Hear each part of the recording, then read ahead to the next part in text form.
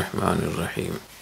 جن حضرات کا نام لیتے ہیں علماء دیوبند، ان کا طریقہ کار کیا تھا، آپس میں کیسے وہ رہتے تھے اختلافات کے باوجود۔ حضرت تھانوی رحمہ اللہ تعالیٰ اور حضرت مدنی رحمہ اللہ تعالیٰ کا آپس کا اختلاف تو سب کو معلوم ہے کتنا اختلاف تھا، تقسیم ہند سے متعلق، ہندوستان تقسیم ہو نہ ہو، پاکستان بنے نہ بنے، یہ اختلافات دارالعلوم دیوبند میں بھی تھے۔ حضرت سید اصغر حسین رحمہ اللہ تعالیٰ بہت بڑے بزرگ تھے، صاحب کشف بزرگوں میں سے تھے۔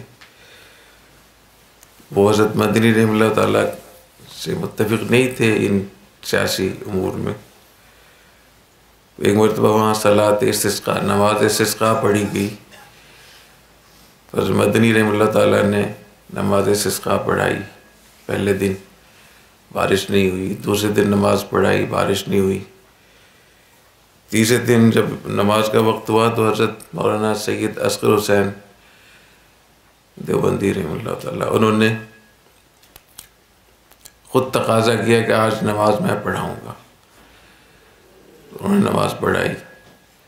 بعد میں لوگوں نے پوچھا کہ حضرت یہ بالکل نئی چیز سامنے آئی، آپ تو پہلے کبھی ایسا کوئی مطالبہ نہیں کرتے ہیں، اور آپ نے شیخ الاسلام کے مقابلے میں ان کو ہٹا کر کہا کہ میں نماز پڑھانا چاہتا ہوں۔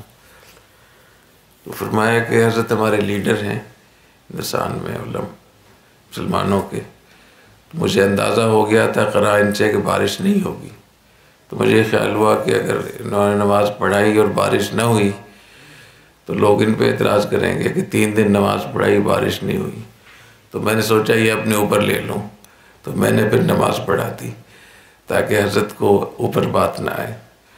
تو دیکھیے وہ حضرات کیسے ایک دوسرے کا خیال رکھتے تھے، احترام کرتے تھے، اور آج کیسے پگڑیاں اچھالی جاتی ہیں، کیسے غیبتیں، بہتان اور سنی سنائی باتیں ایک دوسرے کے خلاف کرتے ہیں۔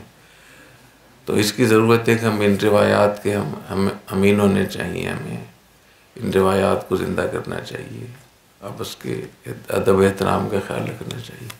سبحانک اللہم و بحمدک، اشہد ان لا الہ الا انت۔